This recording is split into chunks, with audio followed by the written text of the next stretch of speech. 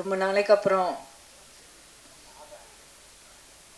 இந்த ஸ்டுடியோக்குள்ளே, இந்த தியேட்டருக்குள்ளே இப்படிப்பட்ட ஒரு நிகழ்ச்சியில் பங்கெடுக்க வந்திருக்கிறேன். மிகவும் மகிழ்ச்சியாக இருக்குது. மேடையில் இருக்கும் பெரியோர்கள்,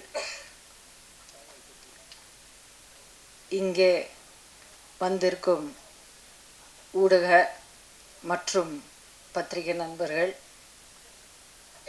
அனைவருக்கும் என்னுடைய பணிவான மாலை வணக்கங்கள் தெரிவிச்சுக்கிறேன். எனக்கு முன்னால் பேசினவங்க எத்தனையோ கருத்துகள் உங்ககிட்ட பகிர்ந்துக்கிட்டாங்க. நானும் எத்தனையோ விஷயங்கள் வியந்து கேட்டு தெரிஞ்சுக்கிறேன். எனக்கு அப்புறமும் பேச போகிறவங்க இன்னும் நிறைய விஷயங்கள் உங்ககிட்ட ஷேர் பண்ண போகிறாங்க. ஆனால் எனக்கு நான் இங்கே இருக்கிறதுக்கு மிக முக்கியமான காரணம் என்னன்னா, தேவரையா தமிழகத்தின் தமிழர்களின் மிக முக்கியமான ஒரு வரலாற்று பங்காக மட்டும் இல்லாமல்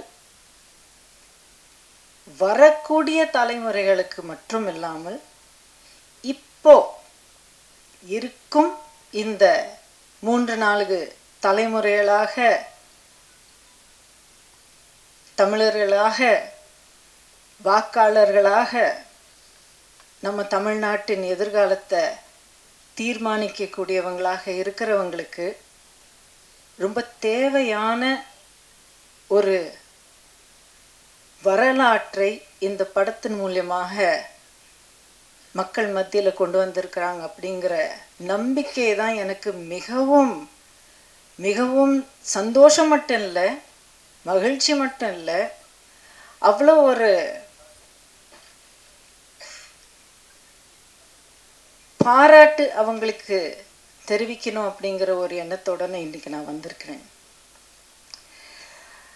அதாவதுங்க, ஒவ்வொரு தலைமுறை ஒரு வயசுக்கு வந்து அதுக்கப்புறம் சமுதாயத்தில் ஒரு பொறுப்பான ஒரு பங்கு எடுக்கக்கூடிய ஒரு வயசு வரும்போது எதை வச்சு அவங்களுடைய முடிவுகள் எடுக்கிறாங்க, அவங்களுக்கு வழிகாட்டியாக இருக்கிற அந்த ஐகான்ஸ், அந்த தலைவர்கள் யார் அப்படிங்கிறது வந்து ரொம்ப ரொம்ப முக்கியம். தேவரையா போல ஒரு நிறைய பேர் இங்கே சொல்லியிருக்கிறீங்க, எந்த ஒரு மதத்துக்கும் சேராத அனைத்து தமிழர்களுக்கும் தேசத்துக்கும் சேர்ந்த ஒரு தலைவர் இன்றைக்கு இருக்கிற தலைமுறைகளுக்கு ரொம்ப தேவையான ஒரு வழிகாட்டியான ஒரு தலைவராக இருக்கிறார்கள்.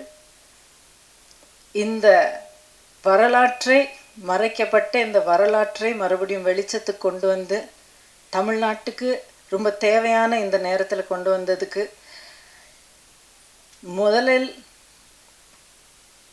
முதல்ல யாருக்கு சொல்லணும்னு தெரியல. ஏன்னா எல்லாருக்கும் அவ்வளோ மிகப்பெரிய பங்கு இருந்திருக்கு. தயாரிப்பாளர் அன்பு சகோதரர் திரு SS சத்யா அவர்களும், இயக்குனர், மூத்த இயக்குனர் மரியாதைக்குரிய திரு அரவிந்த்ராஜ் அவர்களும், மற்றும் இந்த படத்தை வந்து இந்த திரைக்கு கொண்டு வந்து நம்ம எல்லாருக்கும் சேர்க்கக்கூடிய ஒவ்வொரு டெக்னீஷியனும் ஒவ்வொரு ஆர்டிஸ்டும் எல்லாருக்கும் என்னுடைய மனமார்ந்த பாராட்டுகளை தெரிவிச்சுக்கிறேன். ரொம்ப முக்கியமான ஒருத்தரை நான் விட்டுட்டேன்னு நினைக்கிறீங்களா? முடியவே முடியாது. தேவரையா அவர்களுடைய படத்தை எடுக்கிறாங்கன்னா முதல்ல யாரப்பா இந்த கதாபாத்திரத்தில் நடித்து இந்த மிகப்பெரிய ஒரு அரசியல் சமுதாயம்னா நீங்கள் வந்து தப்பாக எடுத்துக்காதீங்க, நம்ம தமிழ் நாட்டு அத்தனை சமுதாயத்துக்கும் சேர்ந்த இந்த தலைவரை திரைய மேலே நம்ம எல்லாருக்கும் சித்தரிக்க போகிற இந்த கலைஞர் யார் அப்படிங்கிறது நான் ரொம்ப ஆர்வமாக பார்த்துக்கிட்டு இருந்தேன். ஏன்னா இங்கே வர்ற வரைக்கும் யார் நடிச்சிருக்காங்க அப்படிங்கிறது எனக்கு தெரியல. ஆனால் அவர் பார்த்த உடனே, திரு பஷீர் அவர்களை பார்த்த உடனே வியந்து போய் அப்படியே ஒரு 2 நிமிஷம் அப்படியே பார்த்துக்கிட்டே இருந்தேன். ஐயா, உங்களுக்கு என்னுடைய மனமார்ந்த ஒரு நடிகராக, ஒரு நடிகர் இன்னொரு நடிகருக்கு மட்டும் இல்லாமல் இந்த சமுதாயத்துக்கு, நம்ம தமிழ்நாட்டுக்கு சேர்ந்த ஒருத்தராக உங்களுக்கு என்னுடைய மனமார்ந்த பாராட்டும் என்னுடைய மனமார்ந்த நன்றியும் தெரிவிச்சுக்கிறேன். உங்கள் எல்லாருடைய கையில் ஒரு மிகப்பெரிய பொறுப்பு இருக்குங்க. இந்த படத்தை மக்களுக்கு மத்தியில் நீங்கள் கொண்டு போகணும். கான்ட்ரவர்சி அப்படிங்கிறது இப்போ நிறைய விஷயங்களில் ஒரு ஒரு ஆடட் மசாலாவாக இருக்கிற இந்த காலத்தில் ஒரு தனிப்பட்ட ஒரு ருசி கொண்டு வர்றதுக்காக திணிக்கப்பட்ட இந்த காலத்தில் தயவு செய்து தமிழர்களுக்கு, அத்தனை தமிழர்களுக்கும், தமிழ்நாட்டுக்கும் இந்த நேரத்தில் ரொம்ப தேவையான இந்த மாமனிதருடைய கதை அத்தனை மக்கள்கிட்ட கொண்டு போய் சேர்க்குற அந்த மிகப்பெரிய பொறுப்பு உங்கள் கையில் இருக்குது. ஊடக நண்பர்களும் பத்திரிகை நண்பர்களும் அனைவருக்கும் நான் உங்ககிட்ட இந்த மனமார்ந்த வேண்டுகோளை வைக்கிறேன். கண்டிப்பாக நீங்கள் எல்லாரும் இவ்வளோ சைலண்ட்டாக, இவ்வளோ ஒரு ஃபோக்கஸோடு நீங்கள் இவ்வளோ நேரமாக நீங்கள் கேட்டுக்கிட்டு இருக்கீங்க. கண்டிப்பாக நீங்களும் இந்த பயணத்தில் ஒரு மிகப்பெரிய பங்கு எடுப்பீங்க. அந்த பொறுப்பு நீங்கள் எடுப்பீங்க அப்படிங்கிற முழு நம்பிக்கையோட எனக்கு இந்த மேடையில் பேசுகிற இந்த வாய்ப்பு கொடுத்த தம்பி சத்யா அவர்களுக்கு, கோகுலேந்திரா அக்கா சொன்னது போல் இவர் திடீர்னு நேற்றுக்கு சாயங்காலம் ஃபோன் பண்ணார் எனக்கு.